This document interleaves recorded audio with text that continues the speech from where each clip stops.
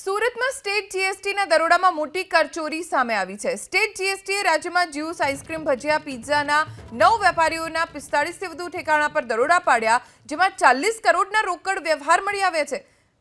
બિસ્મિલ્લા અને 51 Rambo ice cream પર થયેલી તપાસમાં 2 કરોડના રોકડના વ્યવહાર મળી આવ્યા।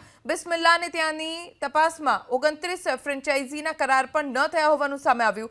આ કરાર એવા હોય છે જેમાં પેમેન્ટ કન્ડિશન અને નફા કે દર મહિને ફ્રેન્ચાઇઝી કેટલા રૂપિયા આપશે તેની વિગતો હોય છે। તપાસ દરમિયાન રેમ્બોમાંથી 40 લાખ અને બિસ્મિલ્લામાંથી 1.5 કરોડના રોકડ વ્યવહાર મળી આવ્યા। હવે આઈસ્ક્રીમ વિક્રેતાઓ પણ જીએસટી ચોરી કરતા થઈ ચૂક્યા છે।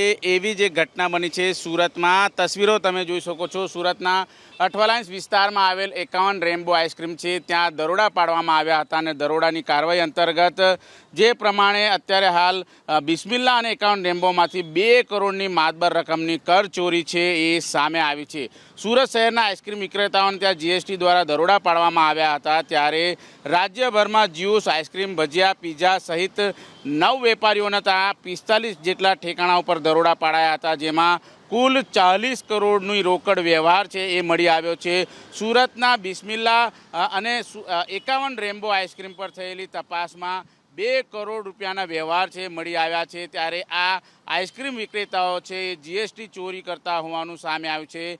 બિસ્મિલ્લાના ત્યાંથી તપાસમાં 29 ફ્રેન્ચાઇઝીના કરાર પણ ન મળી આવ્યાનું સામે આવ્યું છે। સાથોસાથ આ કરાર એવા હોય છે જેમાં પેમેન્ટ કન્ડિશન અને નફા કે દર મહિને ફ્રેન્ચાઇઝી કેટલા રૂપિયા આવે છે તેની વિગતો દર્શાવવામાં આવતી હોય છે, પરંતુ આઈસ્ક્રીમ વિક્રેતાઓ છે એ આ વિગતો દર્શાવતા નથી અને કરોડો રૂપિયાની કર ચોરી છે એ કરતા હોય છે। જોકે અત્યાર સુધી જે પ્રમાણે કાપડ ઉદ્યોગમાં જીએસટી ચોરીના કિસ્સાઓ સામે આવ્યા હતા, ઉપરાંત અલગ અલગ વ્યવસાય સાથે જોડાયેલા વેપારીઓ જીએસટી ચોરી કરતા હતા, પરંતુ પહેલી વખત જે આઈસ્ક્રીમ વિક્રેતાઓ છે તે જીએસટી ચોરી કરતા પકડાયા છે અને વધુ કાર્યવાહી હાથ ધરવામાં આવી છે। કેમેરામેન રાકેશ પાનવાલા સાથે ધનરાજ બાગલે, એબીપી અસ્મિતા, સુરત।